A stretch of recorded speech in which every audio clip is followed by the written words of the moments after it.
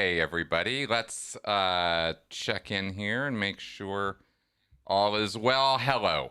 Welcome to Critical Q&A for this week. It is the 29th of August, 2021. Hey, everybody. See your comments here. In fact, let's switch over to our comments screen so we can get them up on the screen there. It's funny how the comments don't start appearing until the show actually starts. So the comments from people prior to the show starting, I can still see, but they don't show up on the screen. But anyway, hey, everybody. How are you today? I'm seeing we're joined by all the usual suspects, all my usual critics out there. Happy to see you, Steve and Cynthia and everybody else. Debbie. Excellent. Thank you, X-Cyan. I am doing good today. Today, Chris Shelton is in a good mood. It's a good day. I've got a good week planned. Things are pretty under control, and I'm pretty happy about that. So I always like it when I'm kind of feeling like I'm on top of things, even though it's illusory. Because I got so much stuff backlogged that I got to get to. But I'm just giving myself the space to get to it in my own time instead of feeling constantly under pressure. All the time. It drives me crazy. It's so stressful. So having a bit of a better attitude about that and being able to feel okay about that and just getting the work done. Taka. But maybe not as quickly as I would like to, or anybody else would like me to, but whatever. So good morning, everybody. I see we had some questions coming in already, and I wanted to just I wanted to address the ones that were from pre-show because there were a couple kind of fun ones. Flint asks, a fun one about, let's get into it here. Jawas or Ewoks, who can kick the most ass? You did ask anything, right? So, okay, so my answer to the question of Jawas or Ewoks would be Jawas. I think Jawas could be more, potentially more destructive. I mean, they have those gigantic sand crawlers. Those things could just mow right over, a whole bunch of stuff, including Ewoks, I suppose, if they were battling. But Jawas also have tech, and Ewoks don't. Ewoks are primitive, so that's why I call Jawas as the winner on that one. All right. And Debbie asked a great question. Would you ever write a book similar to Robert J. Lifton's on thought control, but easier for the general public to understand? Yes, I absolutely would, and it's something I've actually thought about. Is how to translate some of this. I mean, Lifton's book is not complicated. It's not deep academia, and it is pretty accessible, but it is not exactly, popular reading. It was popular. I guess it was a bit of a bestseller when it first came out back in the 50s or 60s. Excuse me. But yes, I would love to. I don't know that I would want to, just rewrite Lifton, but certainly put a book together about coercive control for everybody out there. And I think that would be a good thing to do. Okay, so let's see what we got here. I'm just going to start going down the comments here and see what we've got.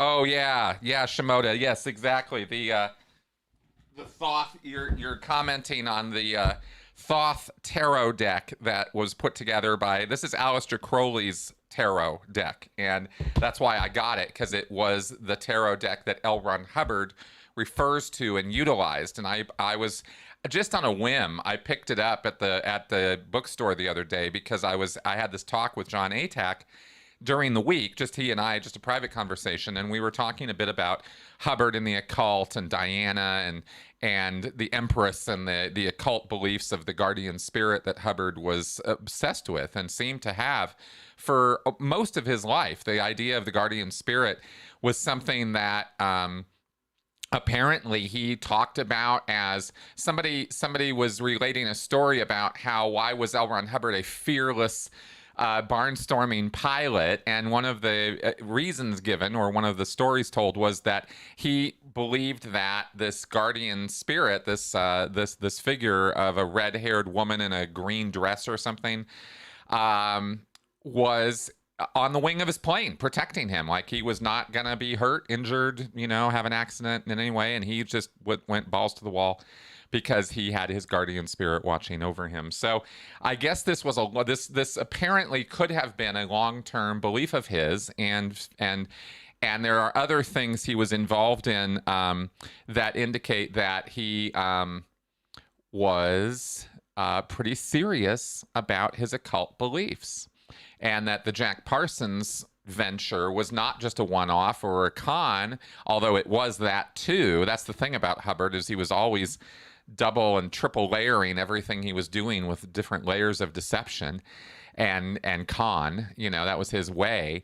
But apparently these occult beliefs are quite real, and that he thought were very real, and it's the very framework and foundation of so much of Scientology. And us poor schlep Scientologists didn't realize that or know anything about it. So it is kind of fascinating to me to look into that, and that's sort of what got me to purchase a tarot deck.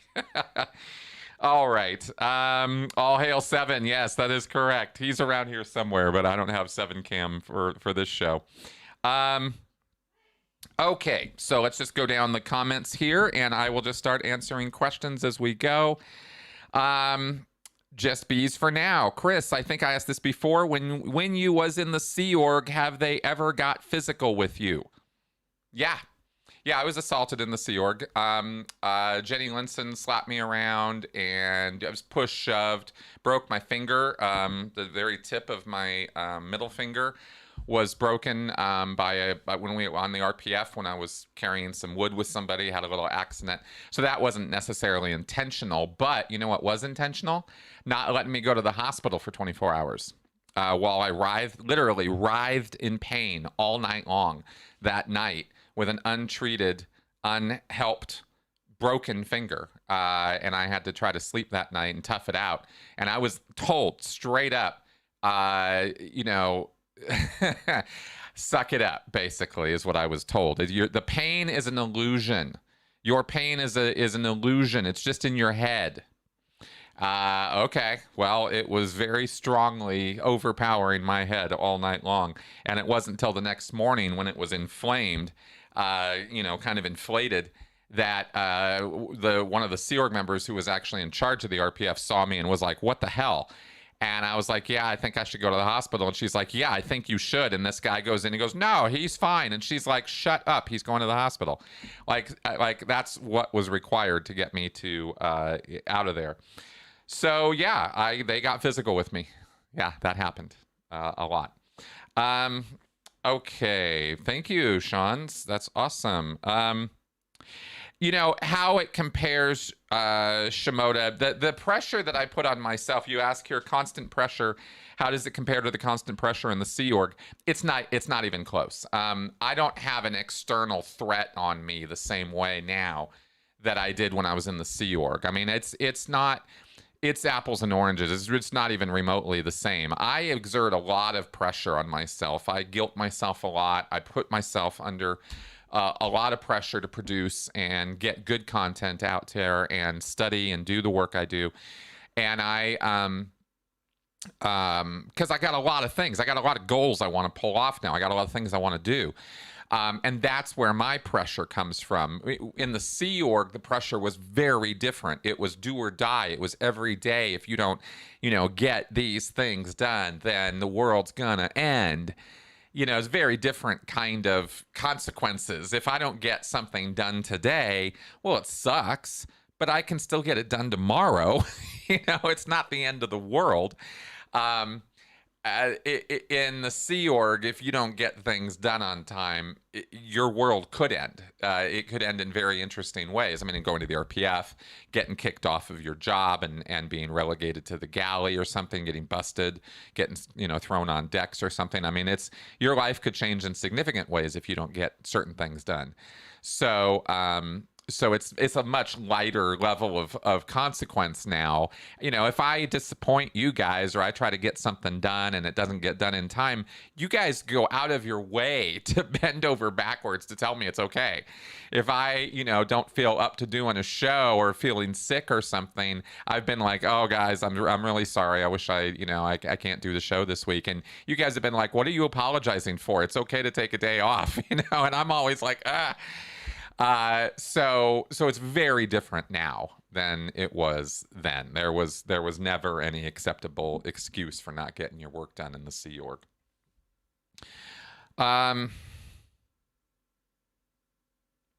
Oh, that's an interesting question. M. Ali asks, do you think the UK coercive control law that freed Sally Challen could be used for prosecution rather than defense? Yes, it could. Absolutely, it could. That's how there's a UK law that was passed in 2016, and it is only just really getting going. And it's a coercive control law. It's domestic violence control and regulation. It's an effort to try to get battered wives and battered husbands some protection and realize that these are not one-off incidents. A single incident of domestic violence is not coercive control. It's a repeating pattern of domestic violence efforts to isolate, manipulate, and control. Okay, those are your three factors of coercive control. If you're going to reduce it down to what's the simplest way to describe this? It's isolating a person. It's cutting them off from their bank accounts, from their family, from their friends. It's not letting them leave the house. It's not allowing them to have social media accounts. There's a lot of overbearing, authoritarian kind of stuff that domestic partners can get involved in. And so the UK put a law together that says that's not okay. And if we can show a repeating pattern of this kind of coercive behavior where you are isolating and manipulating a person's life to the point that they don't have control of their life anymore, and that case can be made, then you are breaking the law. You are violating this person's human rights, and we're not going to put up with that. And that's a step forward in that direction. And so it could be used proactively, in a prosecutorial sense. It could be used that way. The case being referred to here was a domestic violence case where a woman killed her husband because there had been a repeating pattern of him abusing the hell out of her.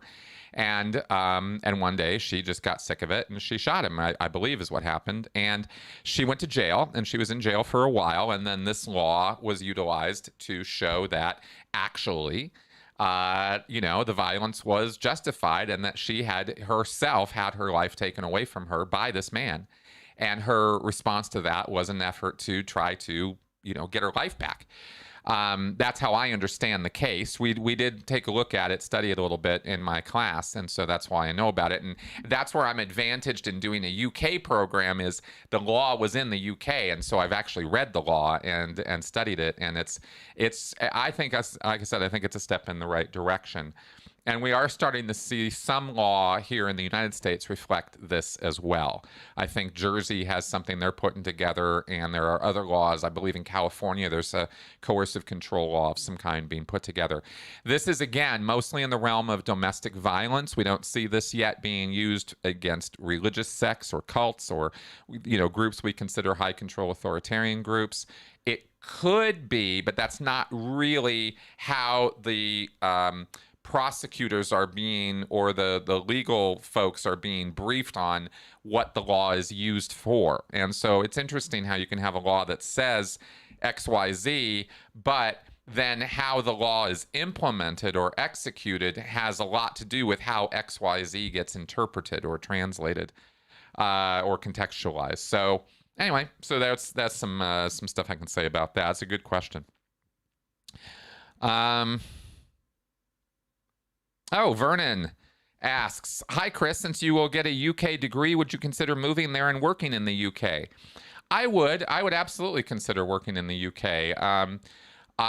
There would be some advantages to moving there as far as I'm concerned, as far as access to healthcare maybe, although I know the UK system isn't perfect. I think it's might be better than the United States in terms of accessibility, but that would be kind of a big benefit that I'd be looking at. and of course the UK. I mean, the UK is great. I'd love to go over to the UK for a while. I don't know that I want to spend the rest of my life there, but if there was work there, or an opportunity to do work in an educative sense, or in a, you know, kind of what I already do and do it bigger or better or something, I would, yeah, I'd be down. Okay, that's the best answer, Flint. Excellent, thank you. On the Ewoks. Okay, good. Okay, thank you very much, Pearl. Chris, what do I think about dating sites for special needs people? I think that that's awesome. And I think that special needs folks should have every possible accommodation and access to the same things that all the rest of us have. I think that's what I think about that. Okay. Hey, G. Martens, welcome to the live show. Okay. Couch, thank you very much for that super chat. And you ask here, how is our buddy Seven doing? He's doing great. Actually, he's totally chill outside the room over there right now. He was, you know, the funny thing about Seven is he's obsessed with we have an apartment with 2 bathrooms, and the master bedroom has a bathroom with a little walk-in closet, a little tiny closet. And he's obsessed with getting in there, and he has to get through 2 doors because we keep him out of there, and he's constantly looking for ways to get in. And it's a little scary how good he is at opening doors. He can't turn knobs, but he can figure things out. It's a little scary, actually. Okay, call sign Maverick asks, I still have some Scientology beliefs. Is it okay to study Scientology independently? Is it okay, you're asking me? I guess, if you know, is it okay with me? I mean, sure, you know, but why? You know, Scientology has a lot of curves in it. I try to tell people, look, do whatever you want. Look into it, study it, go down to an org, check it out. I mean, I'm not going to tell you don't do those things, because critical thinking demands that you have a wide view and as good of a view of something as you want. And you should come to your own decisions and conclusions about things. I'm just going to caution you that L. Ron Hubbard's words are not, you know, you can't take them at face value. And what he is presenting to you is not what is really there. And that's the danger about Scientology and other cults, you know, these kind of groups. There's these curves, there's deception. It's active deceit. And if you're not really vigilant about that, then you could end up falling into believing some of the things that he says that are just that have no truth connected with them at all. Hubbard's lectures are just rambling, just monologues of nonsense. I really can't believe in reviewing them lately for the work I'm doing for my uni program, how much mumbo jumbo garbage there is in those lectures. I mean, I actually screenshotted a couple and tweeted them the other day. Just absolute gibberish. And if you think that studying this is going to give you a leg up in life or in the world, or explain how people operate or how emotions work or how the mind works, you're gonna be screwed up. You're gonna have confused ideas about things that you're gonna have to then go off and do other study to sort out. So that's why I don't recommend diving into Hubbard's material. But, you know, is it okay? Yeah, it's okay. Of course it is. You know, do what you want. Just know that, you know, just be careful. That's all. Okay. Okay, Jonathan Perry asks, as far as you know, is Osa playing games with Aaron Levitt Smith? He posted a video about an hour ago and immediately took it down. Oh, that's interesting. I don't know if Osa is playing games with Aaron. That's Aaron Smith Levin, by the way, is his name. He's a Clearwater resident, a former Scientologist and former Sea Org member, and a friend of mine. And he was also my junior in the Sea Org, which we've talked about and laughed about. Anyway, I don't know that Osa is playing games with him as far as a video going up and coming down. Aaron is getting very active right now on his channel again, because he is going to be running for city council for Clearwater. And I guess that announcement will come when it's officially able to come. But that is his intent right now. And I absolutely support him in that endeavor. I definitely want him to win a seat on the council. And so he is putting out a lot more content now to promote his name, get his name out there, get people seeing his stuff again. So I don't know what happened this morning, but that's what I know is going on with Aaron. All right, X-Cyan asks, have you heard any of the conspiracy theories about Denver Airport?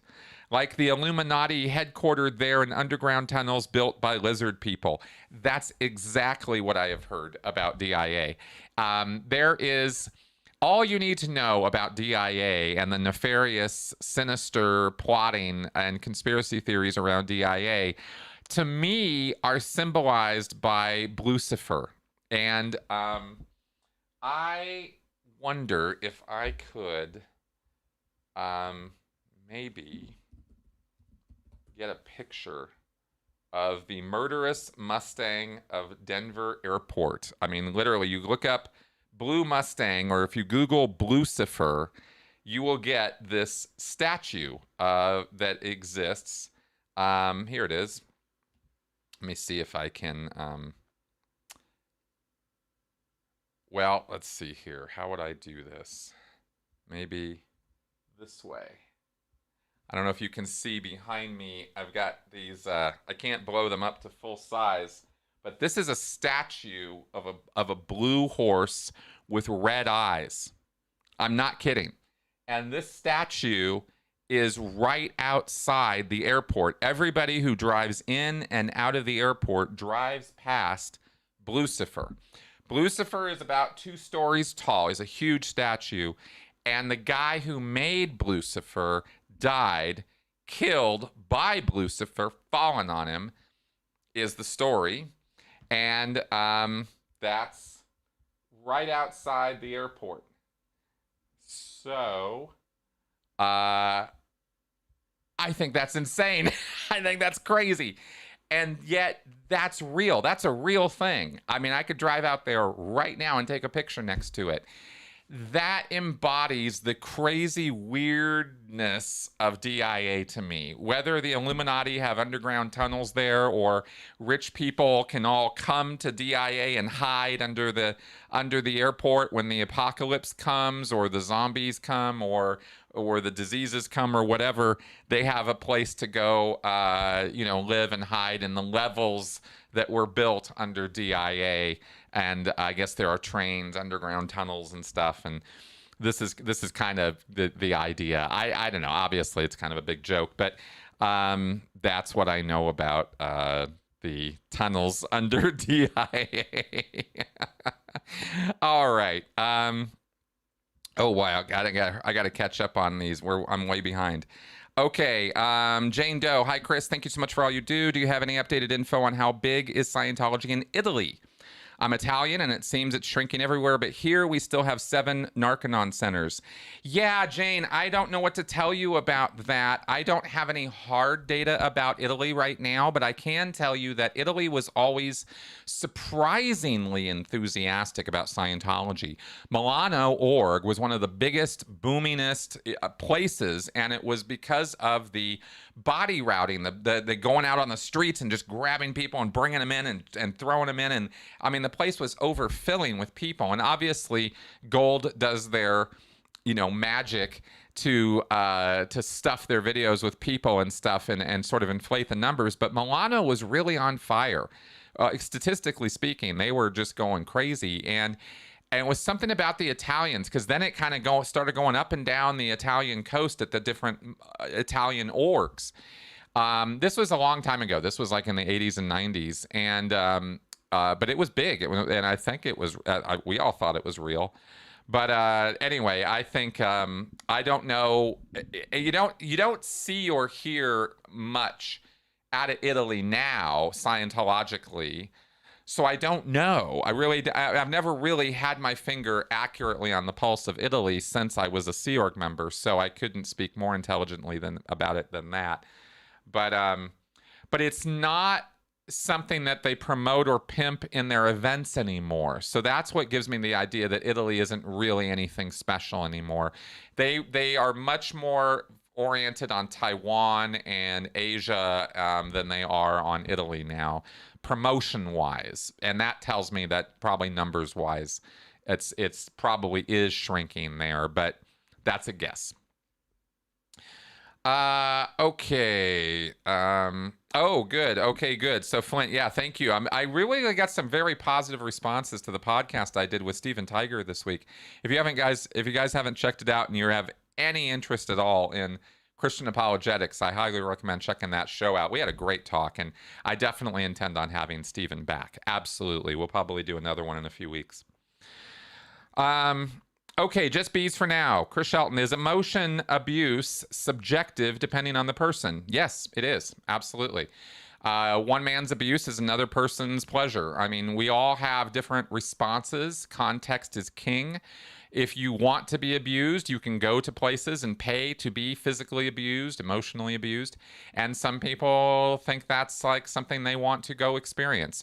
Personally, I think that kind of thing comes out of earlier undealt with trauma, but that's my take on it. And I can't say universally that's always true. You know, BDSM is a thing, stuff like that. But I would caution that, you know, I think an effort or desire to want to be punished or abused probably comes out of some earlier trauma. I don't think it's, you know, wildly controversial to say that. However, context is king. Right? Always, always, always, always. To some people, having pineapple on their pizza would be an atrocity against, you know, the diet. Other people can't get enough of it. So, you know, in the same way, emotional abuse can be a relative quantity. You know, some people joke around in a very disparaging manner about one another, and that to them is repartee. It's fun, witty, you know, exchanges of banter. But it looks to somebody watching from the outside as though these two people are laying into each other. So, you know, a person could look at that and go, well, that's abusive. And they both would go, what are you talking about? You know, there's no problem here at all. So it really does matter quite a bit in terms of context. There's no getting away from that in actually assessing each individual situation. And whether you're dealing with a, you know, traumatizing, abusive situation, you got to look at that context, and you have to look at informed consent. You have to look at, you know, isolation. You have to look at, is there deceit or deception going on in informed consent? Things like that, you know. And if you're doing something to somebody else that they don't want, or if they knew what you were doing to them, they wouldn't want it, then you're engaged in a course of activity that you should probably, you know, move away from. Or, you know, you're involved in a relationship you shouldn't be part of, because you don't want anybody deceiving you. You know, there's nobody wants to get lied to. And you don't want a manipulative situation where you are being coerced into doing things, saying things, behaving in certain ways that are against your better judgment or the way you want things to be for your life, you know. And if that's the case, then we've got red flags there, and you'd want to start dealing with that. Okay. Gotta fly here. Jew Martens asks, do I know if Scientology is growing in South America? I just discovered there's a Scientology church in Sao Paulo. I don't think it's growing in South America. No, I don't have any reason to believe that that's the case. Okay, let's see here. Stu, question. I'm fascinated by income. How did LRH sell Scientologists the idea that a computer with the power of life and death over humanity would be a really great goal to achieve? Well, because, Stu, the idea would be that the computer would be programmed with Scientology principles, see? And so only upstats would be rewarded, and downstats, people who weren't producing, weren't contributing to society, weren't part of weren't carrying their weight, so to speak, or doing their job, would be targeted. And of course, you know, when in that frame of mind, you always imagine that you're always going to be able to produce, you're always going to be able to do your job. You're a good person, you're a Scientologist, so the computer would never ever come after you. It's always how it happens. All right. Da, da, da, da. All right. Mark Luscombe asks, how common are Scientology teaching materials in normal schools? They are not. In the vast bulk of schools around the world have nothing to do with Scientology, and thank God. So no, they're not that normal, not that common, rather, in normal schools. Applied scholastics is the term to watch for. Applied Scholastics is the Scientology front group that pushes Scientology education methods and teaches teachers how to use L. Ron Hubbard's study technology or study methodology in their teaching. And when they encourage the use of dictionaries, encourage the use of a balance of mass and significance and that kind of thing, there's nothing really wrong with that. That's not nefarious. The problem becomes when you start inserting words like, this is the only barrier to study. This is the only reason a student stops studying or ceases a course of study is because of the misunderstood word. It's truth claims like that which are dangerous and which are destructive to people's education. But, you know, using a dictionary is a perfectly valid thing to do. There's nothing wrong with that. Scientology just takes it to this, you know, ne plus ultra of ridiculousness. So so that's what I can say about that. Okay. How much? Oh, that's interesting, Flint. I'm not quite totally sure I understand your question, but let me take it up. Flint asks, how much of your self-pleasure is naturally your personality and how much is Sea Org enforced? No need to answer if you're not sure yet. Well, I'm not sure what you're asking totally, but in terms of how much of my self-pleasure, I mean, the things that I get pleasure out of have been fairly consistent through the years, Sea Org or not. What cults do, I guess maybe a useful way I can comment on this is to say that what you see happen in cults, Scientology or otherwise, is an exaggeration of what's already there, or what can be brought out in a person, you know? So in terms of what's naturally there, if you have a natural impulse to help people, if you have a natural impulse to, you know, to communicate or to do this or to do that, then these groups might pull that up out of you or build that up. But then, of course, they'll build it up to an exaggerated level where it just becomes ludicrous because it's extremist. So in terms of, you know, the things that have given me pleasure, the things that I like to do or enjoy have always kind of been the same, you know, sci-fi, fantasy, writing, movies, you know, imagination, in other words, creativity. That's always been a thing for me. And the Sea Org has, the Sea Org both pumped up certain aspects of that and pushed or suppressed, you know, other parts, right? In other words, I wasn't writing when I was in the Sea Org for pleasure. I wasn't writing fiction works. Every time I tried to do that, I never really had the time or the headspace for it. But I did get to do a lot of copywriting, and I did get to go help people in this way and that way. I don't know. I guess that's kind of where my head goes with that. You let me know if I'm on the right track in answering that. Thank you, Angel Hugger, for your kind words there. I appreciate that. Yeah, Brazilians are very Christian. Yeah, I wouldn't really worry too much about Scientology in South America. It's not something that's gonna like take South America by storm. It's just not. Oh, pressure. Oh my God, Flint, you're asking me about pressure, not pleasure. Okay, got it. All right, when you say okay, totally different question. This is why we go down the comments one by one. Okay, in terms of pressure, okay. No, pressure is all the Sea Org. I am not a high pressure personality, ever. I've never been a high pressure personality, ever.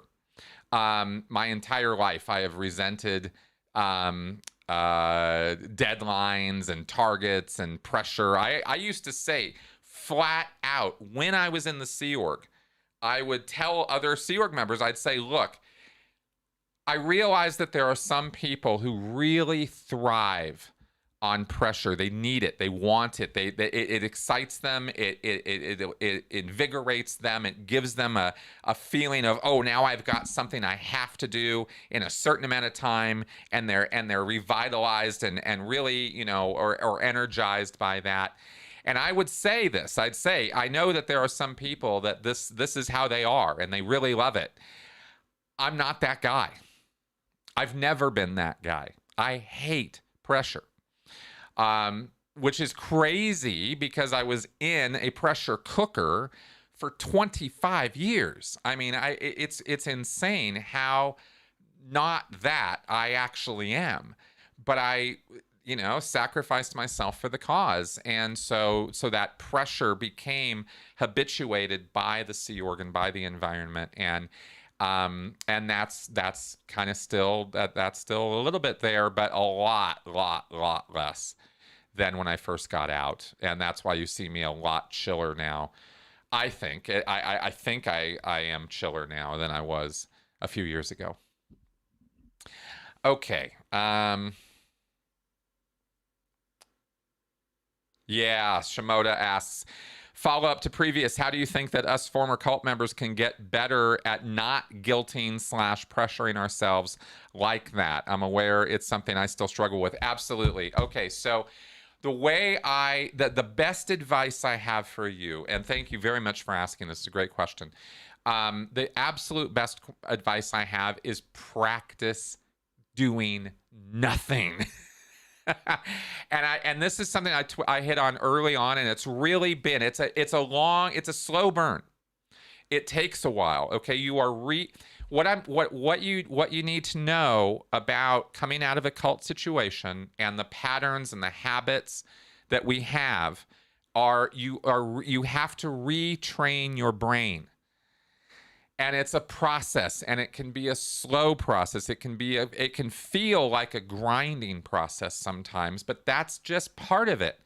You just keep pushing through. It's one of those old Scientology adages. I hate to say this, but it's kind of true that the way out is the way through.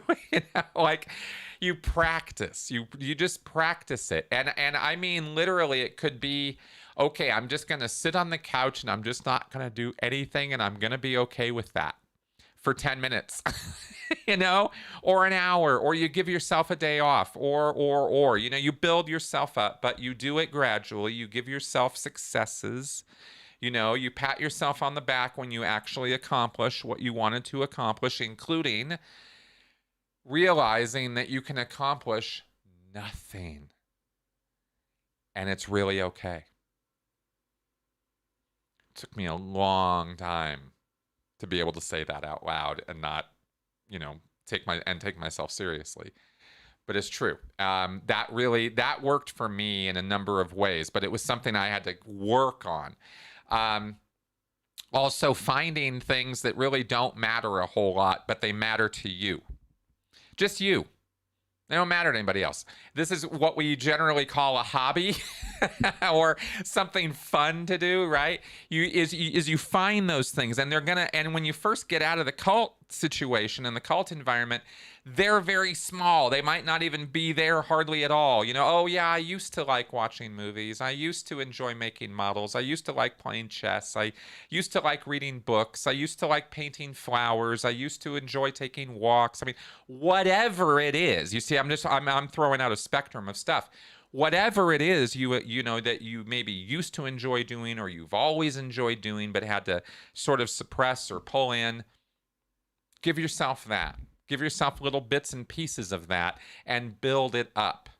And you'll find that, at least for me, over time, the balance started kind of coming back into a balance. And I could sort of more accurately and more productively assess how to do my production, how to do my work, and how to have fun and kind of have my personal work, my personal fun balance out a bit more. That's one way I tackled it that I think anybody can do. There are other things, of course, including go all the way to therapy and addressing past trauma and stuff like that, which are also absolutely, vital. And as I'm always going to say, education. Learning about what happened to you, how it happened to you, how you took it, how, learning about yourself in the process, and then applying that, into the future so that you don't run into that kind of a situation again.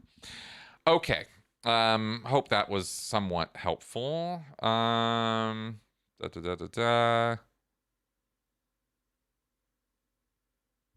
don't.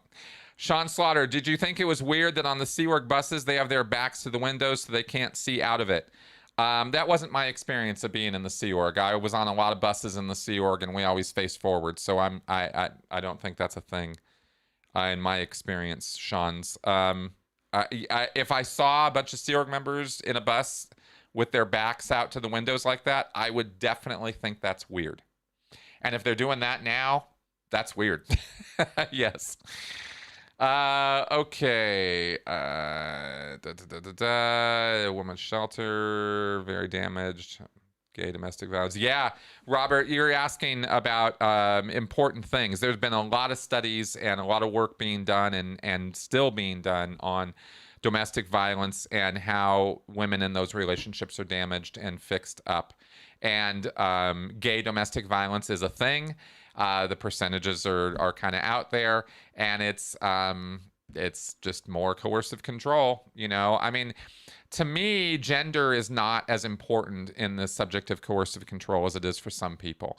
Past survivors of domestic violence, mainly women, are the ones who dominate those spaces. And so you tend to get a very female-centric view of domestic violence, and the modeling for handling or treating domestic violence is very female-centric.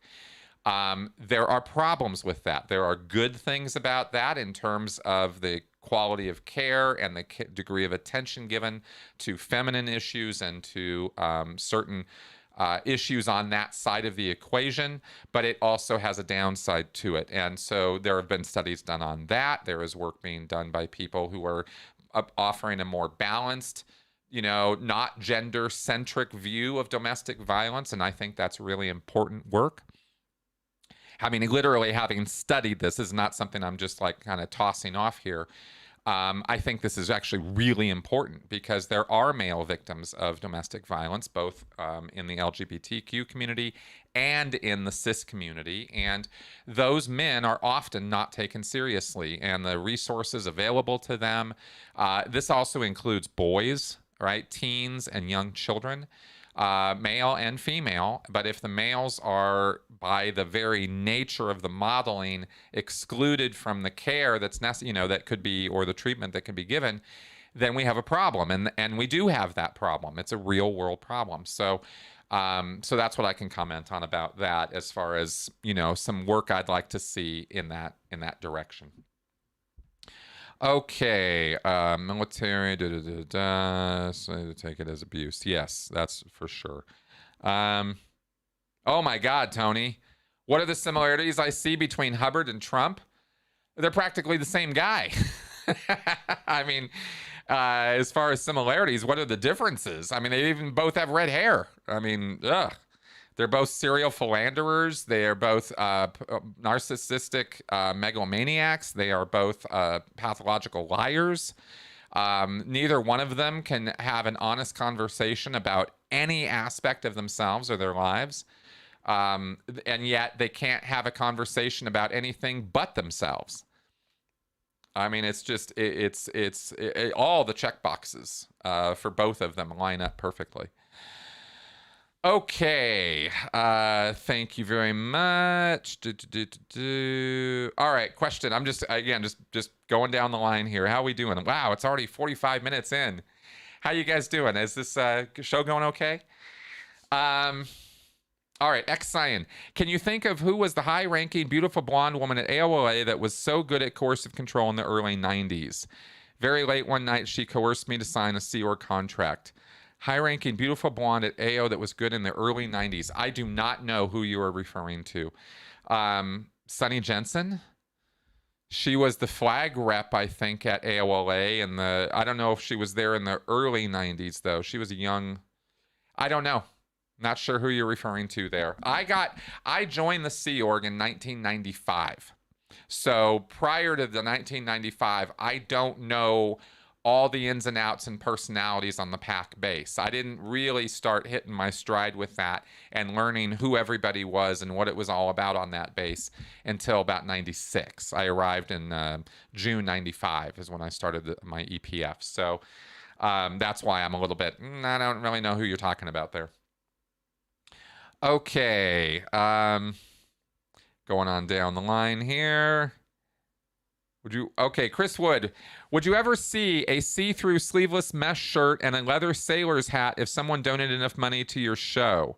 Oh, would I ever wear them? A sleeveless mesh shirt and leather sailor's hat. No, I don't think I would do that. Thanks for the opportunity, though. But no, I don't think I would do that. I don't think anybody wants to see me in a sleeveless mesh shirt. In fact, you definitely don't want to see me in a sleeveless mesh shirt. All right. Sleeveless mesh, yes. Oh, Cynthia asks, is it better to give you a super chat or PayPal? Plus, do you have Venmo? I do not have Venmo. Maybe I should investigate that. I do think that PayPal, I believe, takes less of a cut than YouTube does through the super chat. So I am all about the super chats, guys. And if you want to ask me a question that I'm definitely going to answer, throw it in a super chat. But PayPal is a great way to get me money as well. Thank you very much for that. Okay. Okay. Jane asks, Chris, who do you consider your closest to from the exes? You seem to have great rapport with John Atack and Aaron Smith Levin. Are there others who were in who you were close to and share the Scientology experience with? Oh boy. Yeah, there's a lot of exes that I know that I'm connected with, but I'd say John.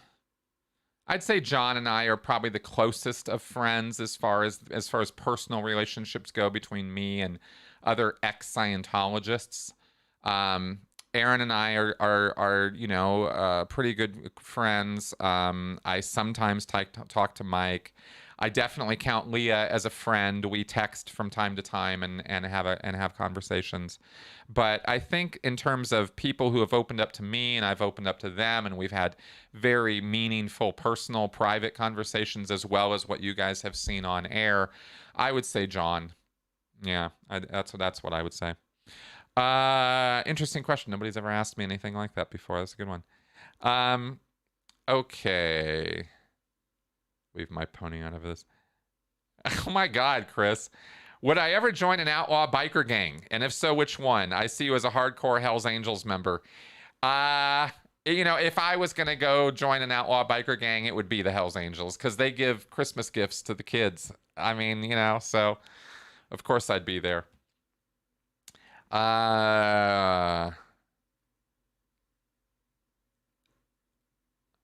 Will I ever do a show about brawnies?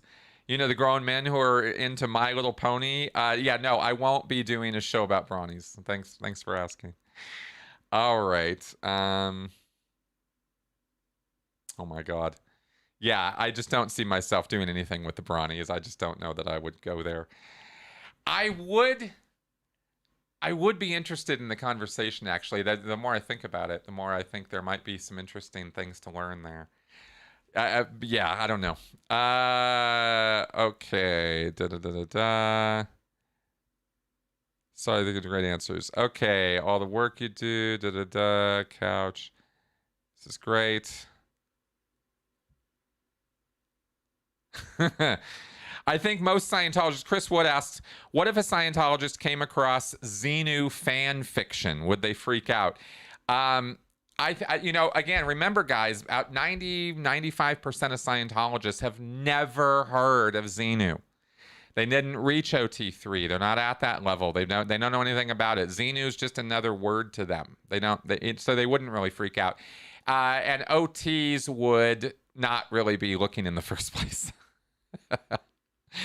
Okay, it's kind of loosey-goosey. I've never heard anyone use these phrases in British English. Curious where they're from. Oh, Shimoda's asking me about my language. Yeah, she says, I regularly hear you say in videos phrases like, it's not simple, Simon, or it's kind of loosey-goosey. I've never heard anyone use these phrases in British English. Curious where they're from. I don't know. Simple Simon is from a poem. It's an old limerick or poem or rhyme or something, if I remember right. Simple Simon.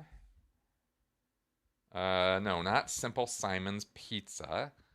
Jeez, you'd think there would be. Here we go. Nursery rhyme. Simple Simon.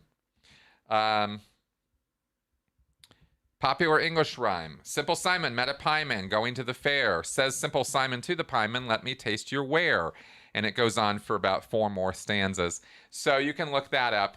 But it's just an expression I grew up with.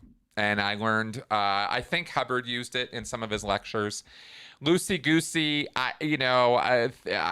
it's theedy-weedy, loosey-goosey, roly-poly. These are just Americanisms, I guess, I've picked up. Walkie-talkie. On the Brian Regan, a stand-up comedian, one of my favorite stand-ups, has a whole bit about walkie-talkie and that expression and how it's a piece of military hardware that has the most ridiculous name, and maybe we should start calling guns shooty tooties and this kind of thing. So you guys can look that up. It's just that's where my language comes from. I'm ridiculous. Critical thing I'm not born with. Yes, thank you, Lauren. Thank you very much for that.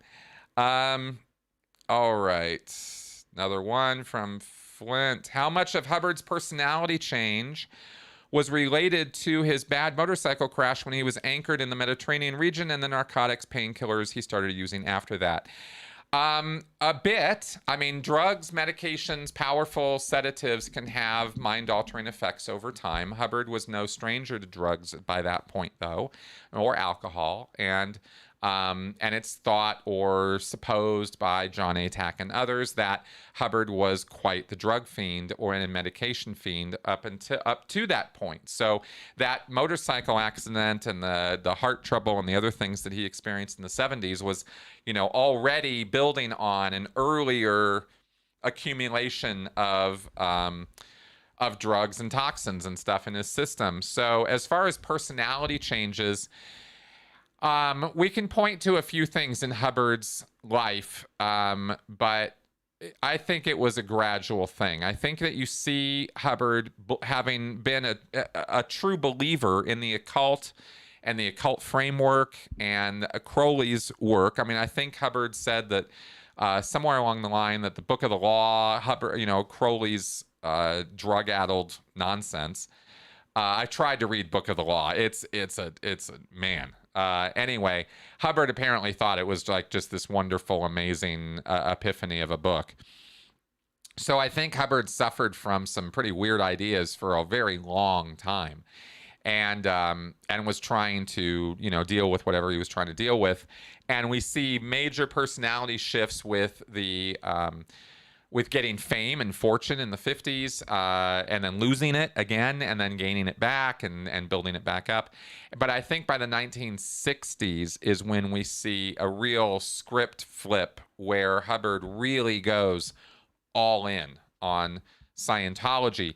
Yet there are still indications that he was very aware that he was just conning people and just screwing around with them and using them for his own purposes. So it's almost a bit of a bipolar situation, it's back and forth, and it's very hard to figure out what made that guy tick. There's just so many weird things. Okay, I'll balance out the interesting. No, I was not aware of the building in there in London called the Walkie-Talkie. That is hilarious. What if there was no such thing as a hypothetical situation? Is that like asking if there's no such thing as a hypothetical question? There's no such thing as a rhetorical question. I think I'm getting caught up here. Shimoda, yes, I think I'm at the bottom of the comments. I think I caught up. Do you think LRH had dementia, especially from the 70s, 80s onwards? Yes, I'm absolutely positive he did. Yeah, absolutely. But I think that it was combined with a lot of other things. You know, like everything else with Hubbard, it's just complexity, complexity, complexity. The man was a multi-layered, complex personality. He had a lot of things going on. And it's, you know, it's easy to go reductionist. It's easy to oversimplify anyone. But someone like Hubbard especially, I mean, there's just so much to look at with that man. So much. All right. Where's Shelly? She's in the mountains of Lake Arrowhead, Big Bear, in the mountains of California. About I think it's about 45 minutes or an hour north of San Jacinto. The CST property there is where we believe she is. Tony Ortega has done some amazing reporting on that. If you are actually curious about it, go look up Shelly Miscavige, Tony Ortega, Underground Bunker, and you are going to have hours of reading ahead of you. All right. Yeah, so we're caught up and we're coming up on the end of an hour here. So I think we're about ready to wrap up. If somebody has any last questions they want to fire at me in the comments, I will be happy to pick them up. Otherwise, I wanted to encourage... What do I want to encourage? I want you guys to watch my podcast from yesterday on the Christian apologetics. I would love for you guys to check out the Critical Conversation show that we did this Friday, where we talked a little bit about coercive control. Some of you guys did watch that. You were there. It was awesome.